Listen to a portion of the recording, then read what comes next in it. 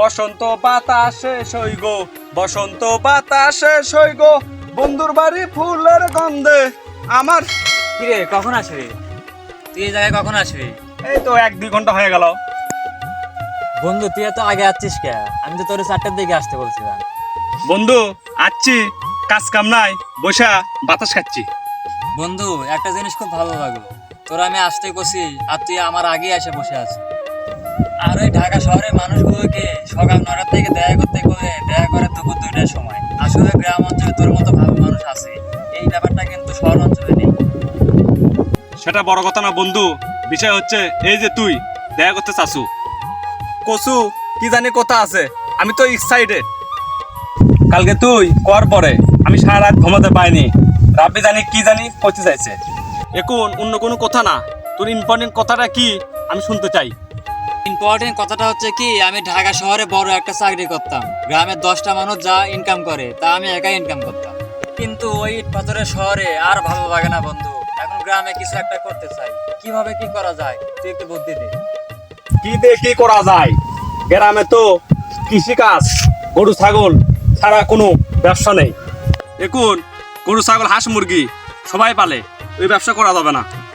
করলে করা যায়, 10-20 বিঘা জমি এগ্রিমেন্ট নিয়ে ওই কৃষি কাজটাই করা যায়। তুই শিক্ষিত মানুষ, তোর মতো শিক্ষিত কৃষক যদি থাকে এলাকায়, তাহলে এলাকায় উন্নতি হবে, অনেক মানুষের কাজের একটা জায়গা হবে। হ্যাঁ তুই ভালো বুদ্ধি দিছিস। আমি যে 10-20 বিঘা জমি এগ্রিমেন্ট নিব, আমার কাছে এখন ক্যাশ টাকা নাই, সেক্ষেত্রে আমি কি করতে পারি? কি করতে পারিস? টাকা পয়সা গোছে একটু জমি নে।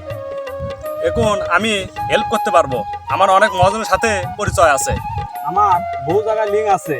যারা জমি এগ্রিমেন্ট খুবে, যারা বেচবে, তাদের থেকে জমিটা নিয়ে নিতে পারবো। আচ্ছা ঠিক আছে, তাহলে আমি টাকা পয়সার ব্যবস্থা করি, তারপর তোর সাথে যোগাযোগ করবো। আচ্ছা ঠিক আছে। আচ্ছা থাক তাহলে। ঠিক আছে।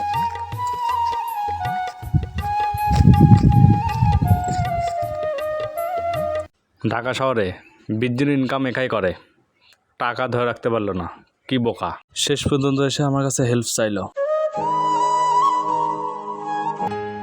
বসন্ত বাতাসে সইগ, বসন্ত বাতাসে।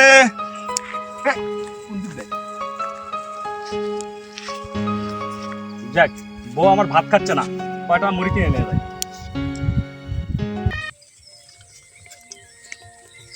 ব্যাংক তোমাকে 20,000 লোন দেবে না। আমি রিকোয়েস্ট করে তোমাকে লোন দিয়েছি, 3 মাস হয়ে যাচ্ছে তুমি কিস্তি দিচ্ছ না।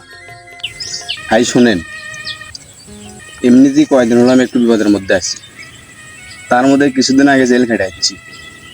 বর্তমানে আমার অবস্থা খারাপ, আপনি একটু বোঝার চেষ্টা করেন।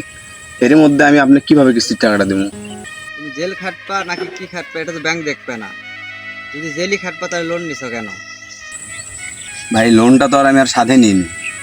ওই লোনটা নিয়ে আমি 6 বিঘা পাট লাগাইছিলাম। পাট লাগানোর পর এক পাল ছাগল এসে সেই পাটগুলো খায়। তারপর সেই ছাগলওয়ালার সাথে বাজালাম গ্যাঞ্জাম, দিলাম মাথা ফেটে, ওরা করলো মামলা, তারপরে গেলাম আমি জেলে।